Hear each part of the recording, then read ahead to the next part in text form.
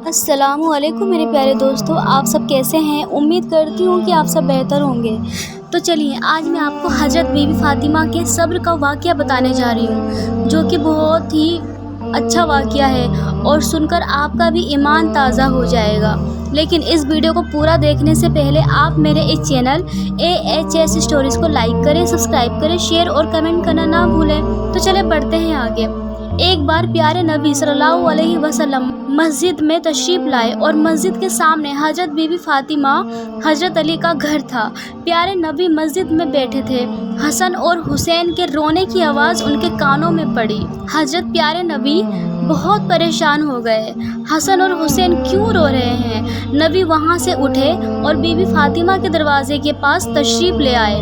دروازہ کھٹکھٹا کر آواز دی، بیٹی فاطمہ دروازہ کھولو۔ اندر سے پیاری بیٹی بولی، ابو جان دروازہ کیسے کھولوں؟ میرے پاس اتنی بڑی چادر نہیں ہے جو میں اپنے اوپر اوڑھ لوں۔ میری چادر پھٹ چکی ہے۔ میں اپنے پاؤں کو ڈھکتی ہوں تو سر ننگا ہو جاتا ہے، سر کو ڈھکتی ہوں تو پاؤں ننگے ہو جاتے ہیں۔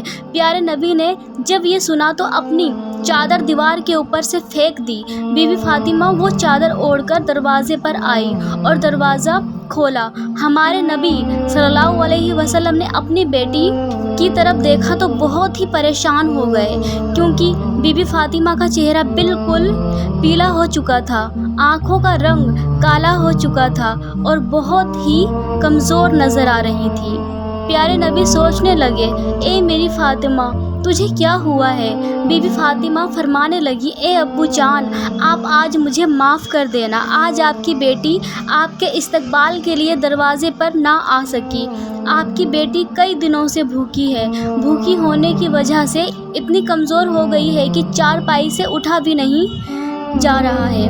میرے شوہر حضرت علی شیر خدا اسلام کی تبلیغ کے لیے اللہ تبارک و تعالیٰ کی کتاب کو مختلف علاقوں میں پہنچانے کے لیے گئے ہیں اور گھر میں کچھ بھی نہیں ہے کھانے کو۔ یہ کہہ کر بی بی فاطمہ رونے لگی اور کہنے لگی، اے ابو جان حکم کرے۔ آپ پیارے نبی اپنی بیٹی کی بات سن کر رونے لگے اور کہنے لگے کہ میں مسجد میں تھا، حسن اور حسین کی رونے کی آواز بہت تیزی سے آ رہی تھی، میرے کانوں میں پڑی، میں پریشان ہو کر آیا ہوں۔ حسن اور حسین کیوں رو رہے تھے؟ بیٹی بولی، بابا جان روئے نہیں تو اور کیا کرے، حسن اور حسین 2 دن سے بھوکے ہیں۔ پیارے نبی نے اپنا مبارک ہاتھ اپنی بیٹی کے سر کے اوپر رکھا اور انہیں دلاسا دیا کہ اے بیٹی صبر کرو۔ رسول اللہ صلی اللہ علیہ وسلم نے حسین کو اپنی گود میں لیا، اپنی مبارک انگلی حسین کے منہ میں ڈالی تو حسین اسے چوسنے لگے اور خاموش ہو گئے۔ حسن کو اپنے کاندھوں پر اٹھا لیا، حسن نے بھی خوب آرام پایا۔ اسی طرح 2 ننھے شہزادے آرام سے آ گئے۔ اتنے میں مسجد میں اذان کی آواز گونجنے لگی۔ بی بی فاطمہ نے نماز بچھائی اور نماز پڑھنے کے لیے کھڑی ہو گئی۔ اتنے میں ہی پیارے نبی رسول اللہ صلی اللہ علیہ وسلم نے دیکھا فاطمہ نماز پڑھتے پڑھتے گر گئی ہیں، تو نبی دوڑے دوڑے اپنی بیٹی کے پاس آئے اور ان سے پوچھا، اے بیٹی تجھے کیا ہوا ہے؟ یہ سن کر بی بی فاطمہ رونے لگی اور کہنے لگی، بابا جان آج آپ کی بیٹی کا 4تھا دن کا فاقہ ہے، یعنی کہ بی بی فاطمہ 4 دن سے بھوکی تھی، کچھ بھی نہ کھایا تھا، ایک کھجور کا دانہ بھی نہیں کھایا تھا، اسی لیے کمزوری کی وجہ سے میں گر گئی ہوں۔ پیارے نبی رسول اللہ صلی اللہ علیہ وسلم نے دیکھا کہ بیٹی کے پیٹ پر 3 پتھر بندھے ہوئے ہیں۔ پیارے نبی پوچھنے لگے کہ اے بیٹی یہ کیا ہے؟ بی بی فاطمہ کہنے لگی، اے ابو جان جب پہلے دن میں بھوکی تھی، کچھ بھی کھانے کو نہ تھا تو میں نے ایک پتھر کو اپنے پیٹ پر باندھا، اور جب دوسرے دن بھی کھانے کو نہیں تھا تو میں نے دوسرے پتھر کو بھی اپنے پیٹ سے باندھ لیا، اور جب تیسرے دن بھی کھانے کو نہیں تھا تو میں نے تیسرے پتھر بھی اپنے پیٹ سے باندھ لیا، اور آج آپ کی بیٹی کا 4تھا دن کا فاقہ ہے، آج آپ کی بیٹی 4 دن سے بھوکی ہے۔ یہ کہہ کر بی بی فاطمہ رونے لگی۔ پیارے نبی کہنے لگے، اے فاطمہ اپنی نماز کا پلہ اٹھاؤ۔ جب بی بی فاطمہ نے نماز کا پلہ اٹھایا تو مصلی کے نیچے ہزاروں کی تار سونے کا ڈھیر لگا ہوا تھا۔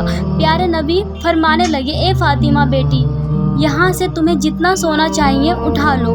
یہ سن کر बीवी फातिमा ने सोने को हाथ नहीं लगाया और ये नमाज का पल्ला वापस रख दिया और कहने लगी, ए अब्बू जान, मुझे ये सोना नहीं चाहिए। प्यारे नबी ने जब ये देखा तो अपनी बेटी को गले से लगाया और कहने लगे, ए फातिमा, तेरा ये सब्र क़यामत वाले दिन याद रखा जाएगा।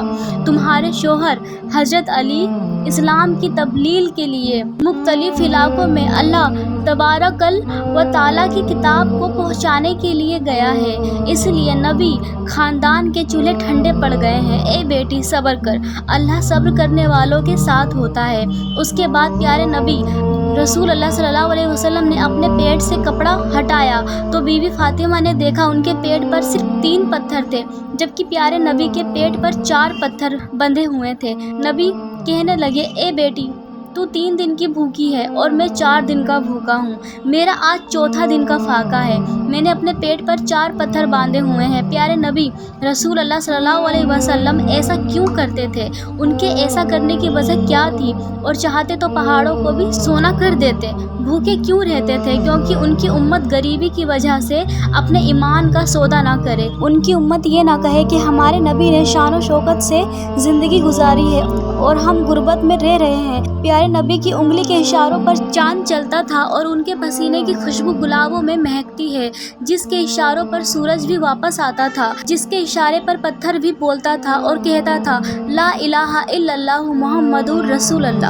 तबारक व ताला प्यारे नबी के सजदों पर अमल करने की तौफीक अता करे, आमीन। तो मेरे प्यारे दोस्तों, अगर आपको मेरी ये वीडियो अच्छी लगी हो तो प्लीज़ जल्दी करें मेरे इस चैनल AHS स्टोरीज़ को लाइक करें, सब्सक्राइब करें, शेयर और कमेंट करना ना भूलें।